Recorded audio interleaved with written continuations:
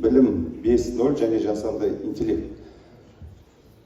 Осы жерде өзіміз куә болдық, құндылыққа қатысты, жалпы білімге қатысты қаншама тұжырымдар, әртүрлі көзқарастар айтылып жатыр. Бұл жерде ғана емес, бүкіл әлемде де, мына білім саласында да өте үлкен адамның ақылын түсінуге өте қиын тұжырымдамалар өте көп. Бірақ енді сөз бар ғой, все простое, все гениально, это простое.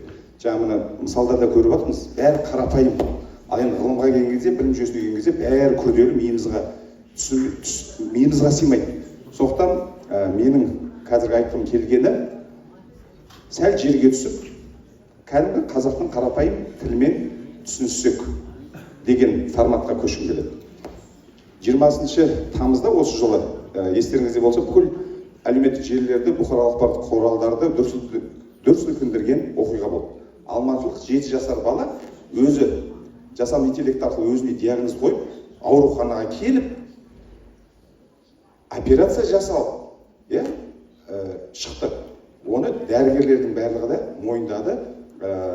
Содан кейінгі айтылған әңгіме, егерде міне қазір біз 7 жасар баланың өзі дәрігерсіз өзіне өзі диагноз қойып, ауруына бар операция жасап, деңгейге жеткен болсақ, онда болашақта келе жатқан заманда дәрігерлердің, мұғалімдердің бізге керегі бар ма, жоқ па? Ойланатын сұрақ па, ойланбайтын сұрақ па? Ондай кезде біздің білім жүйеміз қандай болу керек? Міне, осы туралы мен сіздермен ой бөліскім келеді, келесі. 2012 жылы Астана қаласында мына Назарбаев зияткерлік мектептерінің тәжірибесін трансляция жасайтын 35 базалық мектептерінің директорларына арнайы Кембридждің профессоры Уилсон деген кісі дәріс оқыды. Сонда дәрісінің аяғында былай деп аяқтады. Мен қазақстандық мұғалімдерге өте ризамын, себебі өте қабілетті, дарынды, біздің үйретіп жатқан дүниемізді жақсы қабылдап жатыр деп. Мен сұрақ қойдым. Жақсы, біздің мұғалімдерімізді бағалағаныңызға рахмет. Ал енді сіз біздің мұғалімдерден не үйрендіңіз деген сұрақ қойдым. Сонда ол кісі менің сұрағыма жауап бермей, әңгімені басқа жаққа айналдырып алыпты. Міне сол кезде-ақ мен біз үйреніп жатқан дүниенің біздің табиғатымызға толық сәйкес келмейтінін сезіндім. Ал енді қазір мен оны анық көзім жетеді. Сондықтан сіздерге де осы нәрсенің көзін жеткізу үшін мен мына қазіргі педагогикадағы модельде емес, Абайдың өзіміздің толық адам моделінің негізінде түсіндірім келеді. Абай не дейді? Ақыл, қайрат, жүректі бірдей ұста, сонда толық боласың елден бөлек. Біреуінің күні жоқ, біреуінсіз ғылым. Міне, ғылым деген сол, осы бар болған осы үшеуінің жөнін білмек дейді.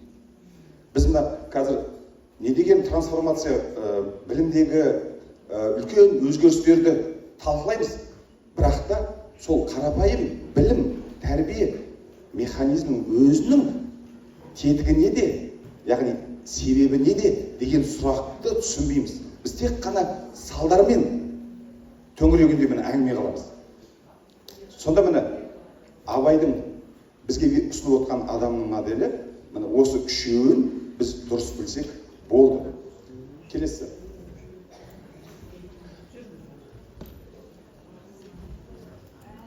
Бүкіл стандартты бағдарламаның бәрін қарасаңыз, міне білім, білік, дағды, құзыреттілік деп сөйлейміз. Бірақ енді осыны біз түсінеміз бе, түсінбейміз бе? Оның пайда болу, қалыптасу механизмі қалай? Қарапайым. Дағды, білім, ең бірінші білім. Не істейді? Бірінші мида жадыланады. Оны қазақ жадылау, жаттау. Міне жаттау деген сөздің түбірі жадылау деген сөз. Қазақтың түсінігінде түсініп оқу деген болмаған. Шәкәрім атамыз айтады, күніне 2 айында жаттап оқу пайымда. Яғни оқу дегенде біздің қазақтың дүниетанымында оны жаттап алу, яғни жадылап алу деген мағынада. Білім енді не істейді? Ол білікке айналу керек. Білікке айналу үшін ақыл мен қайраттың әрекеті жүреді. Міне ақыл мен қайраттың әрекетінен келіп, міне білік пайда болады. қайтадан тәжірибе ретінде ақылға білім болып қайтадан жадыланады. Енді міне бұл цикл бір емес, бірнеше рет қайталану керек. Қайталанудың нәтижесінде ғана барып дағды қалыптасады. Ал енді дағдының қалыптасуы үшін міндетті түрде шарт керек. Бір-екі циклда еш уақытта дағды қалыптаспайды. Ол қалыптасу үшін ол бір қылған екі қылады, екі қылған әдет болады. Ол әдетке айналуы қажет. Міне баланың психофизиологиялық қабілеті, оның жас ерекшелігіне байланысты осы циклдың өзінің өлшемі, шегі бар. Мәселе осыны білуде. Сондықтан білім мен білікті дағдыға айналдыру технологиясы үшін осы білімдерді білуіміз қажет. Келесі, тура осы сияқты, егер дағды ақыл мен қайраттың әрекетінен туындайтын болса, ал енді құндылық деген дүние ол ақыл мен жүректің үйлесімінен туындайтын дүние екен. Механизмі тура сол сияқты, қарапайым. Құндылықтың да пайда болу үшін, қалыптасу үшін бұл әрекет міндетті түрде белгілі бір нормаға шейін жету керек. Абай не дейді?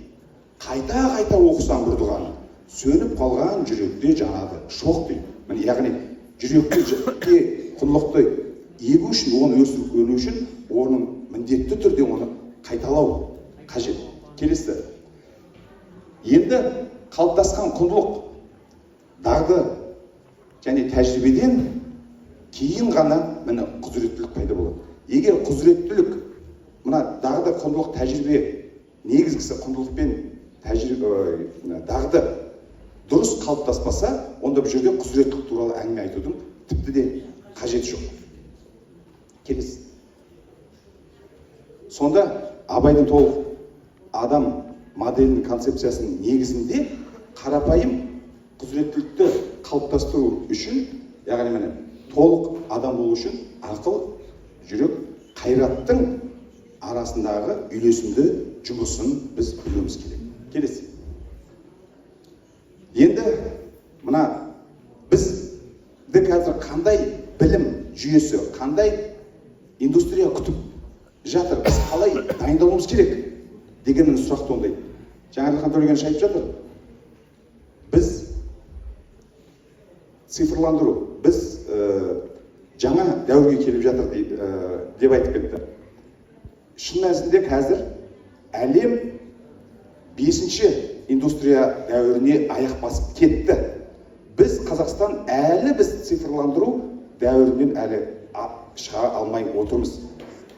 Ал енді келе жатқан біздің қазіргі қолданыстағы жасанды интеллект, жаңа технологиялардың барлығы да осы 5-ші индустрияның өнімі.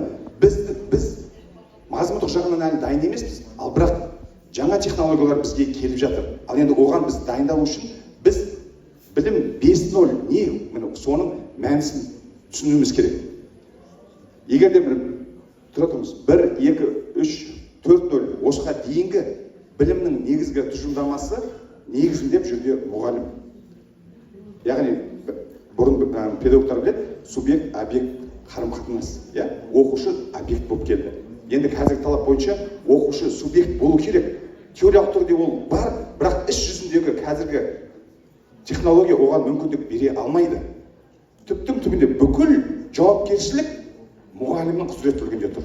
Қандай технология қолдансақ та, қандай көрнекі құралдарды пайдалансақ та, мұғалімнің жауапкершілігі өте үлкен. Неге? Себебі бүкіл білім, дағды құзыреттіліктерді қалыптастыру айналып келгенде мұғалімнің жеке құзыреттілігіне байланысты. Ал енді жаңа технология, біз қазір биылдан бастап жасанды интеллектіні жаппай мектепке ендіруіміз керек деп қаншама курстар өтіп жатыр, қаншама семинарлар, конференциялар болып жатыр. Бұлардың барлығы бұл жерде жасанды интеллектіні біз шын әлеуетін дұрыс пайдаланып жатқан жоқпыз. Оны кәдімгі бұрынғы қолданып келген көрнекі құрал ретінде ғана пайдаланып келіп жатырмыз. Яғни керемет сабағымыз, керемет гүлденген, қызықты, бұл өтеді, бірақ айналып келген кезде білім білік дағдыны қалыптастыру бәрібір мұғалімнің құзыреттілігіне жауапкершілігінде қалып қойып отыр. Ал енді мына 5-ші индустрия, яғни жасанды интеллекттің мына генеративтік қабілеті ол адам сияқты ойлай алу және де жаңа дүниелерді комбинациялау, яғни генерациялау қабілеті бар. Міне осы қабілетін қазір бүкіл әлем осы білім жүйесіне қалай ендіру керек, міне осыған бағытта жарысып жұмыс жасалып жатыр. Оның мәнісі де, оның мәнісі, яғни мұғалімнің цифрлық егізі, мұғалімнің цифрлық көмекшісі деңгейіне жететін мүмкіндік бар. Сондықтан да мынау жасанды интеллектіні тек көрнекі құрал ретінде ғана емес, ол қажет, бірақ ол ғана емес, біз оны мына бүкіл оқу үдерісін ұйымдастыру мақсатында пайдалануды біз қолға алатын болсақ, онда міне шын мәнісінде білім жүйесінде бізде үлкен өзгеріс, міне сапаның көтерілуі сол кезде байқалады. Келесі. Сонда сөзімді мен былай қорытындылағым келеді. Жасанды интеллект адамның нұрлы ақылының жемісі. Ал енді жасанды интеллект мұғалімді алмастыра алмайды. Неге? Себебі, міне Абайдың өзі айтады, осыны оқып ойлай бер болсаңыз керек. Еңбекті сатып, арды сатып не керек? 3-ақ нәрсе адамның қасиеті: ыстық қайрат, нұрлы ақыл, жылы жүрек. Яғни адамның бойындағы қасиет ол міне жаңағы ыстық қайрат, нұрлы ақыл, жылы жүрек. Жасанды интеллекттің генеративтік қабілеті адамның ақылы мен қайратын алмастыра алады. Бірақ жасанды интеллектте жүрек жоқ. Сондықтан біздің мақсатымыз жылы жүректі ең алдымен мұғалімді қалыптастыру, мұғалімді оқыту, мұғалімді үйрету. Міне біздің мұратымыз осы. Ал енді жылы жүректі мұғалім ол болашақ мектептің жүрегі. Жақсы, назар қойыңыздар. Ерлан Асентайұлы докторлығын қорғап, доктор